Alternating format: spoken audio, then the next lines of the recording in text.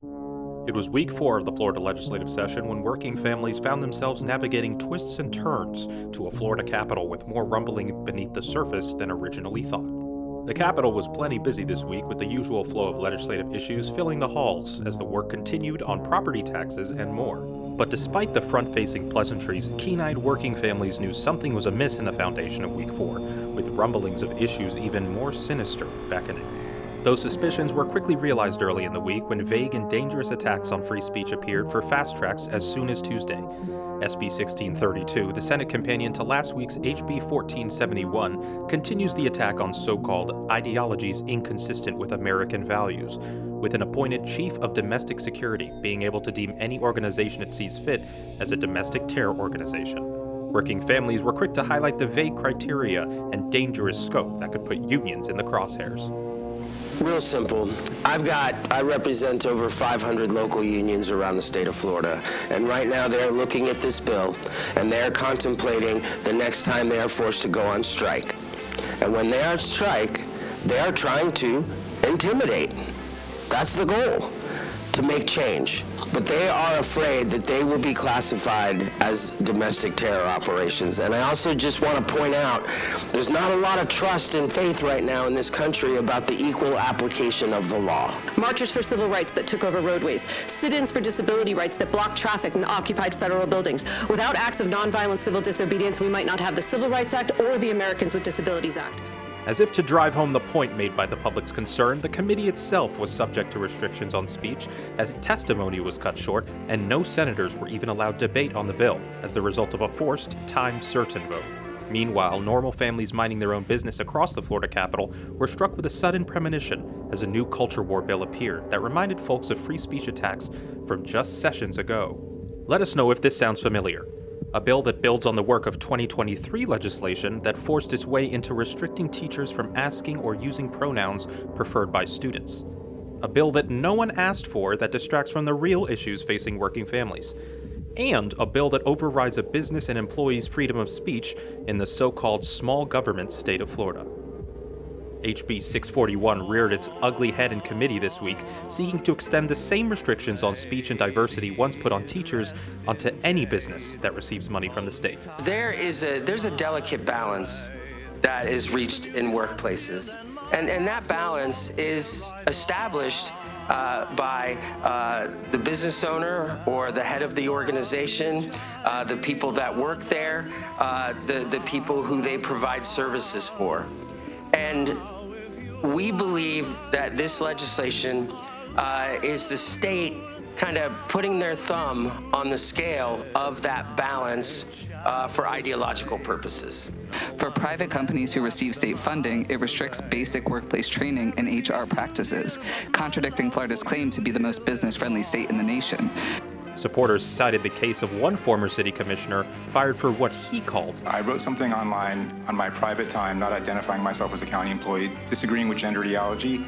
but committee members made certain to clarify that this bill was not about protecting simple disagreement, but instead about allowing the government to tread back into an issue where so many never asked for it to be in the first place, and opening the doors to harassment and more.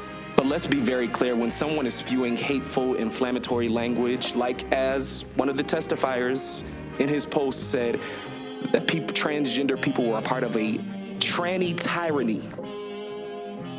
Pedophiles in dresses, is what he said. When someone is spewing language that as an agent of an organization, that is not protected speech. That is conduct.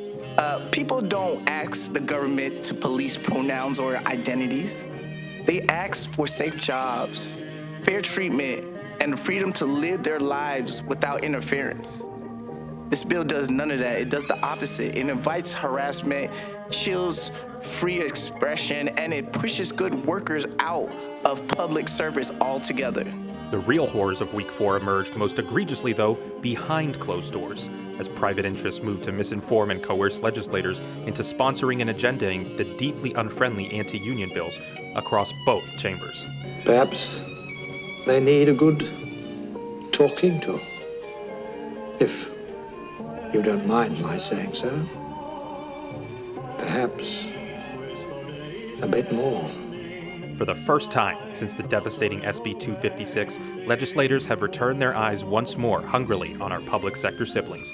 Continuing, they tout the false narrative that unions stand in the way of employees like teachers from getting quality pay, and promoting bills like HB 995 that seek to weaken unions further by raising the unreasonable guardrails already put in place. Luckily, members this week were quick to mobilize against these attacks, showing solidarity in full force and fighting back. Sure, we can call it something other than a mandate of participation, but abstentions equals no is objectively undemocratic. When people are not given the opportunity to vote.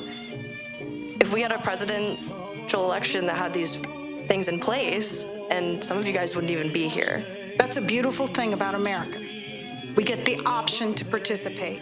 And this definitely is a piece in motion that mandates that a particular group of people must all show up or none of us get the right. And I don't want anybody stripping my right away to make my own choice about membership in a union or not. That's my right. If we truly value educators and the profession, we would do more to help rather than to tear them down. We will respect them as professionals. This bill does not do that. The mask continued to slip throughout the week, though, as the anti-union moves didn't just stop at the public sector this time. As our private siblings soon found out that deep within the pockets of the legislators, no worker was off the menu. And are you concerned about me? Of course I am. Of course you are. Ever thought about my responsibilities? Have you ever thought for a single solitary moment about my responsibilities to my employers? SB 1236 and HB 1387 both set their eyes on the ability of any private sector union that receives state economic funds to collectively bargain, including contractors and subcontractors who work with unions, by barring the ability of employers to engage in voluntary neutrality agreements or recognize card check as a valid form of recognition. This billionaire-backed initiative is funded by the Commonwealth Foundation and was met in full force by working families from across the industry, eager to highlight how yet again the small government-free state of Florida seems to really enjoy telling businesses how to run themselves. We should not weaponize government funding so that the government can control private businesses. That's what I heard for 10 years. Those preemptions have all passed.